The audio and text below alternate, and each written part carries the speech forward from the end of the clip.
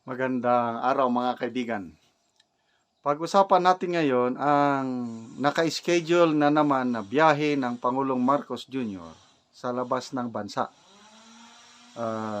Pupunta siya sa Lima, Peru o November 10 to 14 para sa APEC Summit, Asia Pacific Economic Conference, Cooperation pala, Summit. Kaya lang, himala, biglang nag-decide ang Pangulo na huwag na lang daw pupunta. Uy, I think, kailan ba ito? Pangalawang beses pa lang ito na kinansil niya. Ang una kong maalala na supposed to be sa Switzerland ata, yung Peace Summit na tinawag ni President Zelensky. Yun, hindi siya pumunta. So ito, pangalawa, sa naalala ko lang. All others, talagang biyahe siya ng todo-todo, mabilis pa sa alas 4. So, ito, sa GMA Integrated News, title is Marcos to skip APEC Summit. Okay. So, in-announce ito ng Presidential Communications Office, ang pinapunta na lang ng Pangulo si Acting Trade and Industry Secretary Maria Cristina Aldeguer Roque. Siya ang Special Envoy to the APEC Economic Leaders Week.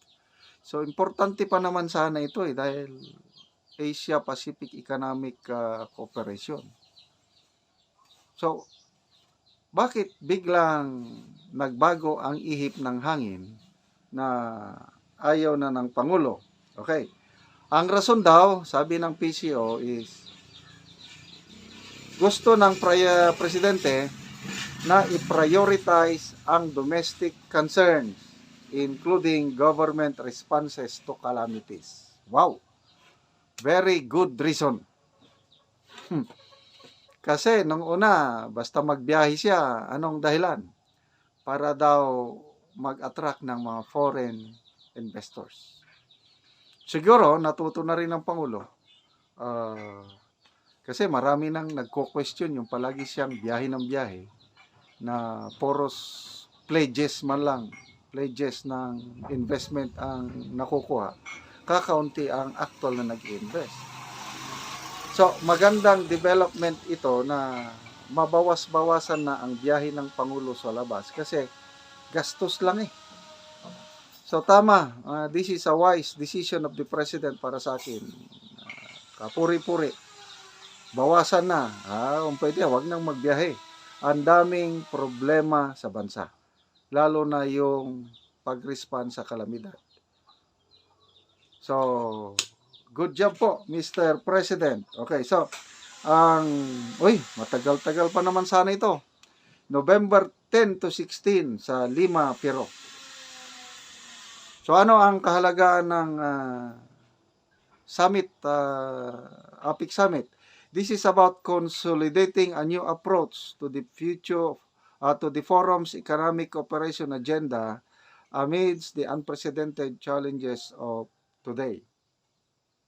Okay? So, ano ba ito? Totoo ba talaga ito? Na totohanan na hindi na siya mag-a-attend sa mga biyahe-biyahe? Basahin natin ang mga comments. Roberto Ang, sabi niya, totoo ba yan? Magagalit si Lisa, hindi makakagala. Sayang, may idadahilan sana para maka-junket. Si Rafael Puentes, sabi niya, birthday kasi ng kumaring Lassie niya. Sino bang Lassie? Michelle Oliver Cortavista, sabi niya, baka dito sa Tacloban City dahil sa 11th ng anniversary Yolanda Typhoon. 11th anniversary na ba? Yes. November 7 pala yung alam ko na. So, November 10 pa naman yung ano, November 7. So, naghahanda sila siguro sa ano, baka nasa Tacloban ang Pangulo ngayon. Lentra Aganab, sabi, takot kay Trump. Wala, hindi na pa nakaupo si Trump. Tapos may sumagot, pag hindi attend, may masasabi kayo. Pag siya naman attend, mamamasyal, sabi nyo naman, anong klaseng tao kayo? Hindi, mas maganda, wag na lang mag-attend. Kaya sinasabi ko, tama itong desisyon ng Pangulong ito. Unahin niya dapat ang domestic concern. Ayan, yung response sa mga kalamidad. Ano pa? Yung inflation. Tumaas na naman ang presyo ng bilihin. Lalo na ang bigas. Noong September, 5.7% ang taas ng presyo ng bigas. Ngayong October, 9.6. So, wala na. Dito, magkakasakit ang ulo ng administrasyon ito. Itong number one problema nila pag hindi nila na-solve ang inflation, lalo na sa presyo ng bigas. Okay. May mga magagandang development din sa bansa. Sample, third quarter. Sinasabi na ang economy natin lumaki ng 5.2 o 5.6% ba? Nakalimutan ko. Lumaki ang economic growth natin third quarter. So, good news sana yun. Kailang, ang tanong ng mga nag-comments doon sa post na nabasa ko is, bakit hindi nararamdaman ng taong bayan? Kasi ang economic growth na sinasabi nila hindi inclusive. Ano ibig sabihin nun? Yung economic growth para lang yun sa mga negosyante, sa mga businessmen, yung mga may pera. Kaya lang yung nakakarami, yung pobreng mga tao, hindi nila nararamdaman, hindi sila makarelate yung sinasabing economic growth. Ano pa? May report ng statistics. Kumonti daw ang bilang ng unemployed Pilipino. Noong September, abot ng 2.07 million jobless Filipinos. Ngayon daw, October, bumaba ng 1.8 million na lang. Totoo ba? Bakit ano? Bakit sa survey ng SWS sa third quarter, lumalabas sa third quarter compare sa second quarter, dumarami ang mga Pilipino na nag-rate sa kanilang mga sarili na pobre sila.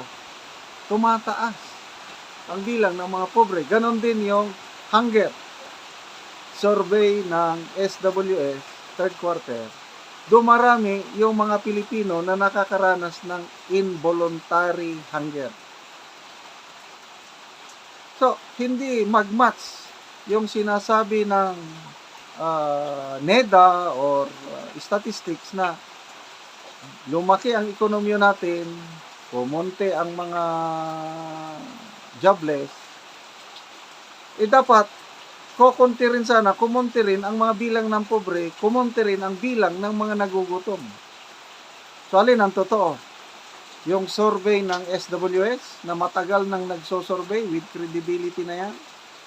O itong data ng gobyerno? Baka naman itong data ng gobyerno is pampapugi lang para maging look good ang administration.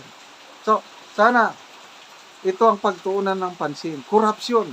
Nandyan pa, kaliwat kanan ang korupsyon. Nabanggit ng Pangulo yung flood control projects. Medyo napikon na siya nga. Nandyan yung mga flood control projects na overwhelm lang. Huwag na pong idahilan yung na-overwhelm ng climate change.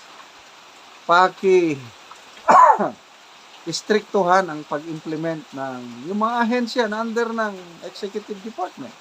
Yung mga nag-implement, DPWH, DNR, DILG, DSWD, DND, ayusin nila.